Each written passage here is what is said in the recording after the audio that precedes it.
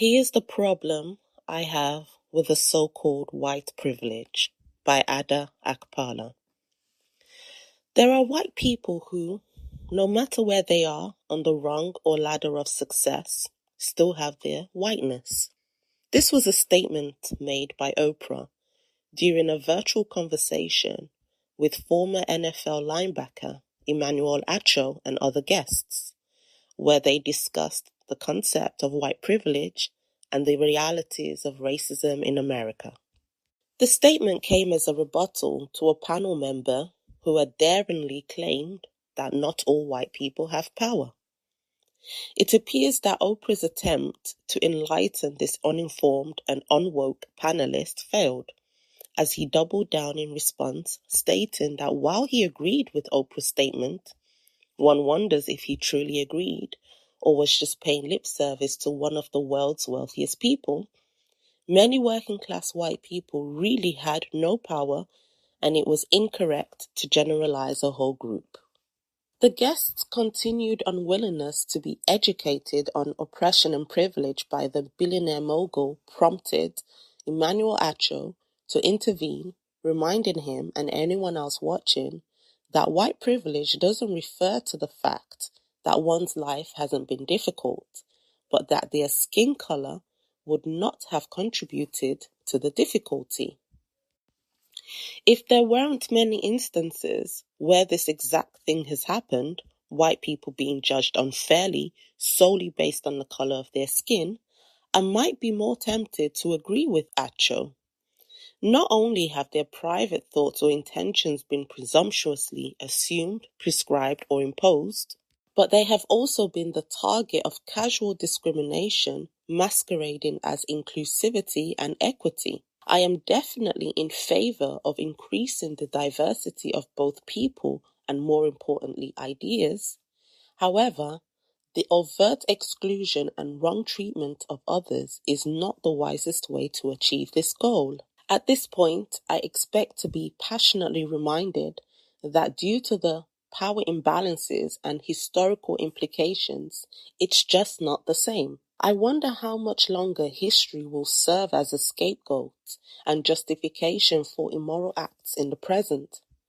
How can one claim to be fighting for a fairer, more just society, while simultaneously deciding that some individuals or groups are simply undeserving of that fairness? The constant back and forth of the pendulum has to stop eventually.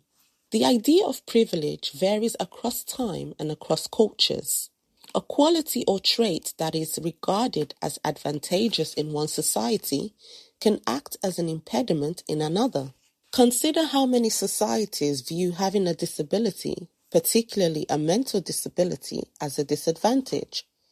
Certainly, progress has been made in changing people's perceptions of disability, and many laws exist to protect people from discrimination. Yet there is still a long way to go, particularly with mental disorders, where sufferers are often isolated, stigmatized, excluded, and even mocked.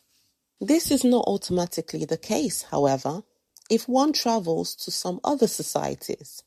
For example, in certain shamanic communities in some parts of South Asia, an individual experiencing a psychotic episode may be viewed with such awe and respect that they are almost worshipped as a deity.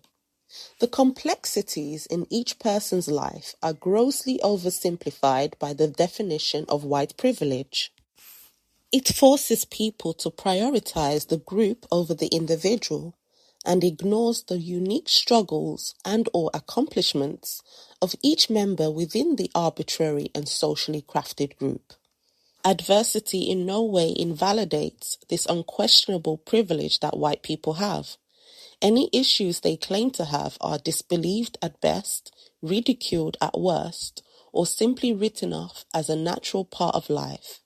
For Black people, however, any adversity we face is almost always attributed to the fact that we are Black.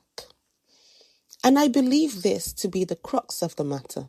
There are some life problems that occur no matter who you are or what kind of lifestyle you lead.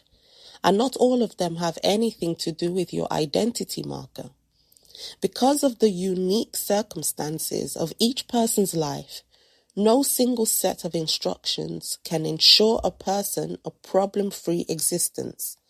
Nobody is guaranteed success, not even those born into ideal circumstances or what we perceive to be ideal circumstances. We should certainly strive to make the world a better place so that conditions are as favorable as possible for each individual to live and navigate through life comfortably. However, we cannot run away or hide from the realities that life can be harsh and in many cases unfair, naturally and without any intervention from man. Numerous other factors, such as a person's intelligence, social status, family values, age, personality, and attractiveness, can play a role in determining how smooth or challenging their path to success will be. Even a person's geographical origins, such as the country they were born in, and whether or not it is considered a first world country, are significant. This explains why some white people in some nations have poorer prospects than some non-white people in other nations. We must respect and value every aspect of who we are. Perhaps it is time to stop viewing race as the final arbiter of success and failure.